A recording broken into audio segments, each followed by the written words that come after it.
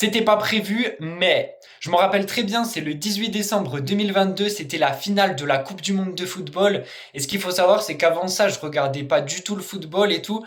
Mais bon, je me suis dit là, je vais regarder, c'est quand même la finale. En plus, c'est la France qui est en finale, ça arrive pas souvent. Donc je commence à regarder et en fait, au début, on s'est fait éteindre par l'Argentine 2-0. Donc là, je me suis dit, vas-y, c'est mort. En plus, les Français, ils font aucun effort et tout. Jusqu'à la 79e où Mbappé, il met un but sur penalty, je me suis dit, ah ouais, c'est pas mal quand même. Mais bon, on va jamais avoir le temps d'en mettre un deuxième, il reste trop peu de temps. Et là, 2 minutes plus tard, il met une magnifique reprise de volée. Et là, je vous avoue, je me suis levé, j'ai commencé à sauter de partout et tout. Et là, ça y est, j'étais dans le match et tout.